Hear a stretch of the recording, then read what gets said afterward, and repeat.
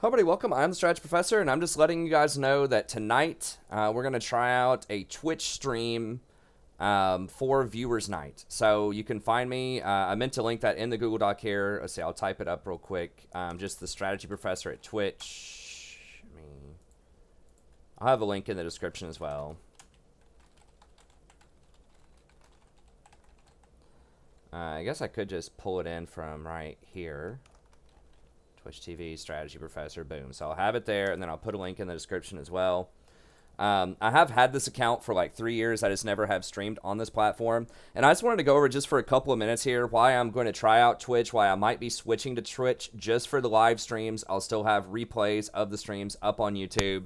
And I'll still be doing guides on YouTube and all that other content. Just why I'm thinking about going over to Twitch, at least trying it out in the short term. And there's a couple of major reasons that I want to do this. And the more that I've been researching this today, the more likely I think it is that it's probably a good idea. Okay, so number one, the YouTube algorithm has been screwing me over like for quite a while, I think. And it's not just all the algorithm's fault. I could be doing more with like tagging, and I could be doing more with like different graphics and engagement and all that stuff. So I could improve those things to an extent, but it's just very, very inconsistent is what I've noticed. And just recently this has popped up again, and it's super frustrating because those of you that have been watching over the last month, you probably noticed, hey, concurrent viewership during the stream is down a lot. So the YouTube algorithm just really doesn't like my channel. So if you noticed, through most of June, we were getting about 150 to 180 viewers. There were some nights we were getting up to 250 concurrent viewers on YouTube, right? And during that time period, there were several times where, I was platinum, where I wasn't diamond. I mean, obviously being diamond helps to an extent. But even last year, I didn't even get diamond the entire year last year. The highest I got was Platinum 1, and around sort of April and May, it was the same deal. I was getting like 180 to 200 viewers per night. And I was Platinum, so I don't think it's the fact that I had kind of a rough week a couple of weeks ago, about a week and a half ago at this point, and we got demoted out of Diamond into Platinum. So we're going to climb back up there, but I really don't think that was it necessarily, because in the past, I've had much higher viewership even when I was in Platinum. So I don't think it's the ranking. Now, TFT did come out, and I did stream a little bit of TFT, and I know there was a little bit of an uptick in people that were sort of downvoting the stream because they didn't, they just didn't enjoy TFT or whatever. But there were only an uptick of like 5 people or something. We went from like 7 dislikes to like 12. Or something like that, right? So that really doesn't explain dropping from like 180 to like 80 viewers, like half the people dropping off. And this happened last year around this time as well, in June or July, where they changed the algorithm in June, and it was like just right off a cliff. It was like June 18th or something. It just went like clockwork from 180 down to like 100 viewers. And I went back and looked, and it's because they did tinker with the algorithm there around that. And if you were watching, there was one stream in particular in mid-June where YouTube itself glitched and like caused the stream to glitch out for like, it was literally like 5 seconds or less. And we had over 200 viewers. It was in the middle of a game, and I looked at my OBS settings down here, and it usually tells you if you have dropped frames. And there were no dropped frames. So it did not lag on my end. It was YouTube's end. Went from 200 viewers down to 100. Never reconnected those other 100 people. And so we were sitting there for the remaining like hour and a half or 2 hours of the stream with 100 people. That's really like fishy, man. That's really squirrely. And I've had lots of complaints about people as well not getting notified when I'm streaming. Even if I haven't published any other videos that day, like yesterday, for example, I don't think I published any other videos. We had a lot of family in town this weekend, and there were still people that were telling me they are subscribed, they have the bell checked, and they come to a lot of streams, and they still didn't get notifications for it. And I've had a lot of people telling me this, not just a couple of people, but numerous people have been telling me this is a big problem. And I think a lot of this is YouTube in general really does not like long-form content, the way they've changed their algorithm. So based on what I've researched and what I've learned looking this up over the last month or so, trying to figure out how to grow the channel, It's based on the percentage that someone watches of your video versus the total watch time. It used to be based on total watch time. So if I have like a 4-hour stream, and someone watches an hour of that, that's really good, right? Because that's an hour. So in theory, that should be about the same in terms of weighting, like how the algorithm thinks that you're doing well, you're succeeding. And that should be about the same as people watching 6 all the way 100% to completion 10-minute videos, right? So if you watch all these 10-minute videos, you add them up, that's the same amount of time as watching 1 hour of stream. Not the same though. What they've changed it to now is watching an hour out of a 4-hour stream is actually pretty bad because that's only watching 25% of the stream. So that means it's interpreting that as people don't find it as interesting as someone who watches even just one video that's 10 minutes long where they watch like the entire video. That's why so many YouTubers just try to get to like that 10-minute, like 10 to 12 minutes with every single video. A big part of that as well is a lot of people will tune in to your video and they will there will be a decent chunk that'll just immediately leave, like probably 30% will immediately leave within the first minute because they'll just decide the content's not for them. They'll say, I don't like the look of this dude. This guy's talking really slowly. He doesn't have fancy graphics. Whatever it is, pretty much any video on YouTube, you're going to have people that click in and just immediately leave, in under a minute, just for whatever reason. Just they figure out the content's not for them. Maybe they misclicked something. Maybe they just figured out they have to go somewhere. They got a text from one of their friends. Anything could happen, right? And so if somebody leaves, you get a 0. It's like getting a 0 on an exam that early, right? And if the exam is only out of 10 minutes, that's not going to matter that much. If you have 30% of the people leaving 1 minute in, that's not great, but out of 10 minutes, if that pulls your average down to, 7 minutes, people are watching 7 minutes of your content with 30% leaving in under a minute, that's okay. But if you have an hour-long video, like a lot of the videos on my channel, and somebody leaves 1 minute in, that's really bad because it's a much longer video. So leaving at 30 seconds pulls the average down a ton. So if you have 30% of the people leaving in 1 minute, on an hour-long video, that might drag your time down to 20 minutes on average for a video. And 20 minutes out of an hour looks worse to YouTube than 7 minutes out of 10 minutes because that's 70% they're watching versus 20 out of an hour means people are only watching about 1/3, right? About 33%. And so it really doesn't like long-form content, and that's what I do. I do deep analysis. I don't do these clickbait 5-minute, 10-minute videos. So that's the main thing is that, and I'm still going to do a lot of my guides on YouTube, but I think that the fact that most of my channel is this long-form content that YouTube is not rating very highly means that it's not going to be promoting my streams as much in its suggested videos. And it's not even telling people that are subscribed to my channel. It's not even notifying them because it's giving me a lower priority because it's putting so much weight on this percentage watch versus total watch. So, and this seems to have gotten a lot worse in the last week and a half. So yes, there are some mitigating factors. Yes, I did demote. Yes, I was on a loss streak. Yes, I was playing some team fight tactics. All those things contributed some. But I just find it really hard to believe that it would be 50% of my viewership would drop off because of that. Because the subs haven't dropped off. I haven't lost subs. I'm gaining about the same amount of subs every day as I was before. So to me, it's telling me that it's just not promoting my channel to my subs.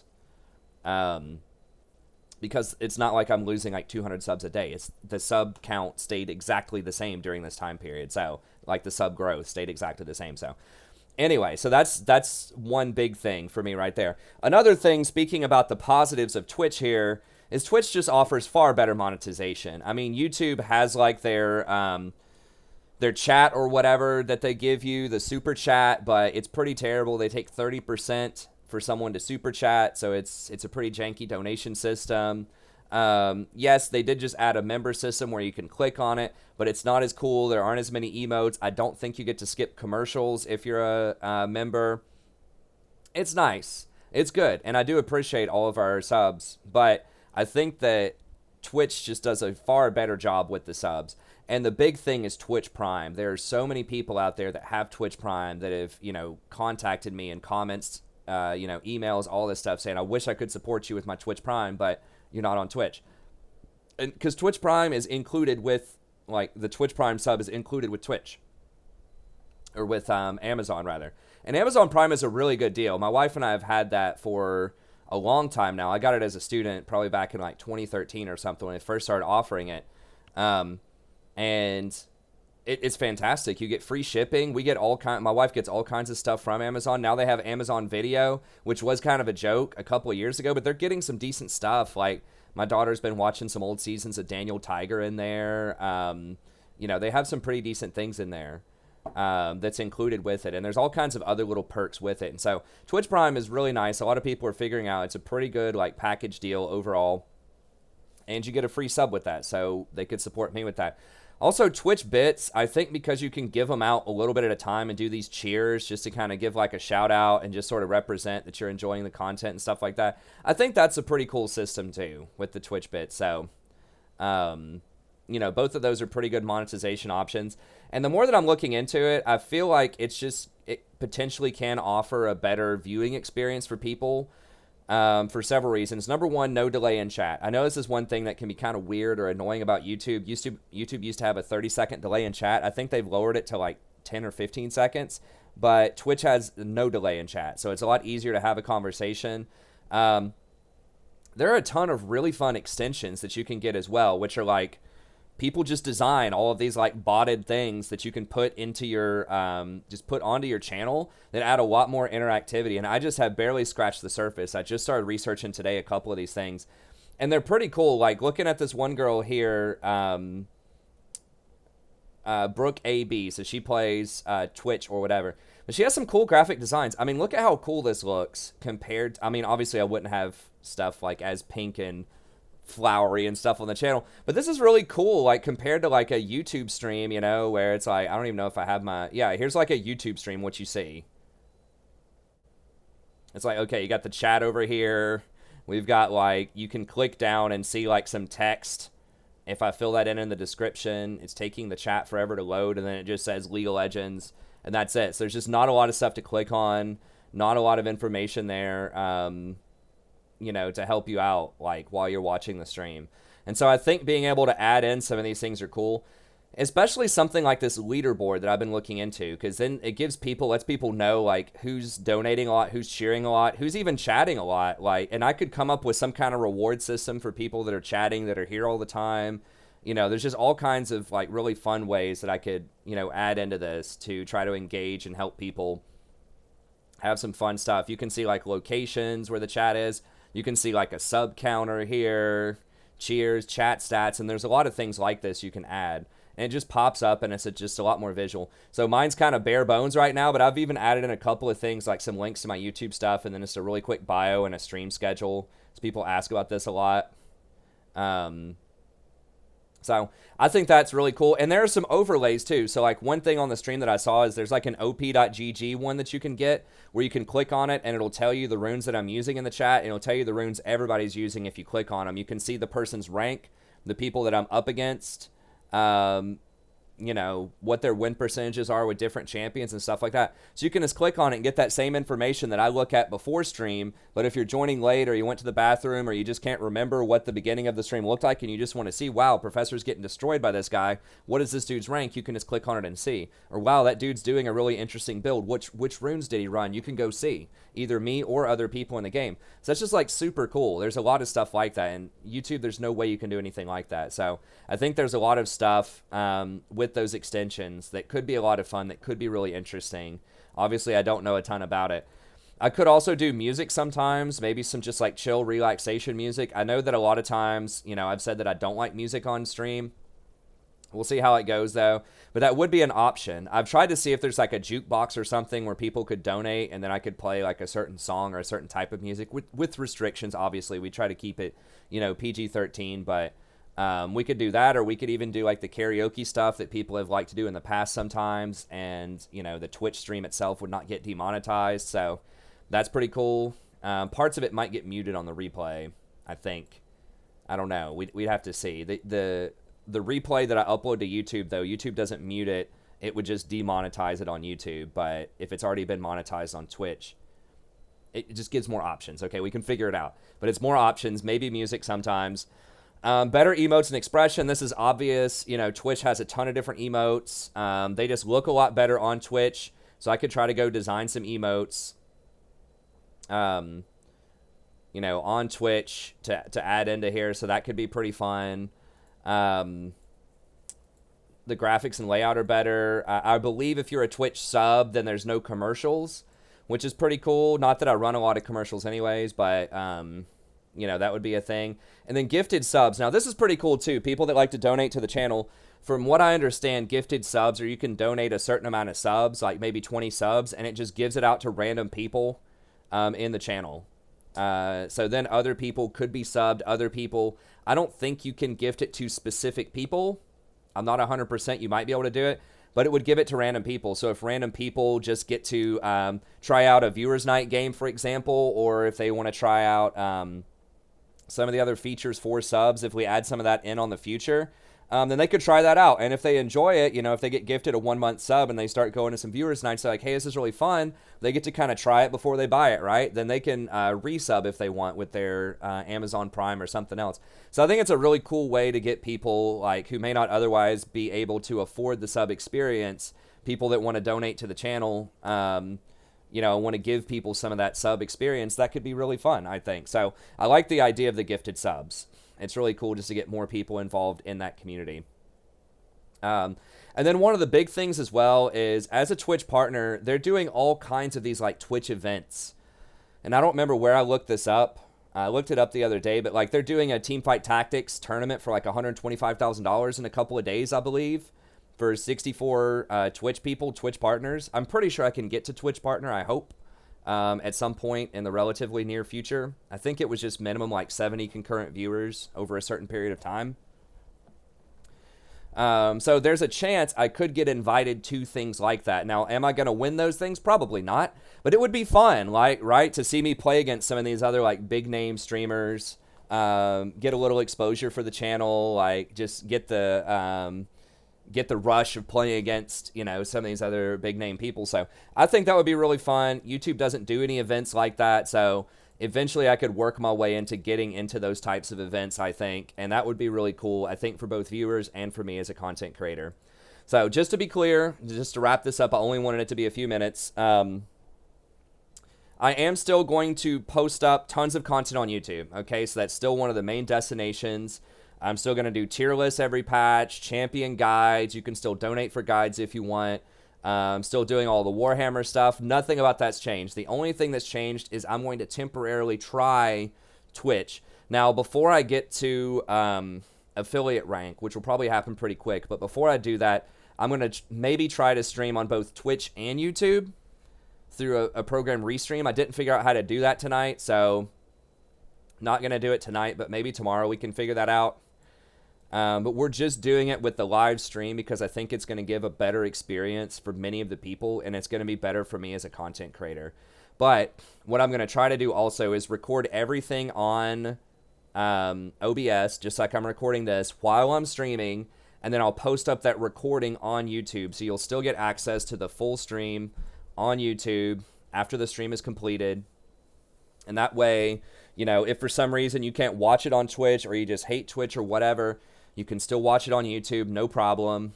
And it'll always be cataloged, and I'll still go through and put the timestamps in for you. So that hasn't changed at all. It's just for the live viewing experience. And I know there are some people that have said things like, well, I can't watch Twitch at work, and, you know, I just don't like Twitch and things like that. And, you know, I'll take that into consideration for sure. You know, we'll just see how the viewership goes, and I'm sorry to people if this is inconvenient for some people. But it's going to be more convenient for other people that like really like watching on Twitch and don't like YouTube, for example. So, you know, there's going to be some people that really like it and some people that really don't like it. And I apologize, you know, if it doesn't work out for people. But just let me know in the comments, what do you think about it? Once again, this is not necessarily a permanent thing yet. It's just a thing that I'm trying out for the reasons I explained. I think ultimately it would be a good idea for the channel. I think it was good to start with YouTube until I had a following, but now that we've got a bit more of a following, I think it's better to start transitioning over to Twitch, especially given the way that YouTube's kind of been screwing over channels like mine that are kind of the longer form content that aren't the clickbait 10-minute videos. So anyways, Let me know what you think in the description. Come by, check out the Twitch. Just right there, twitch.tv, The Strategy Professor. We'd love to have you.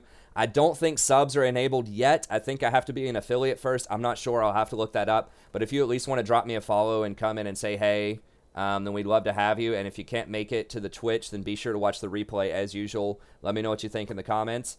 And we'll see you by next time. Have a great day.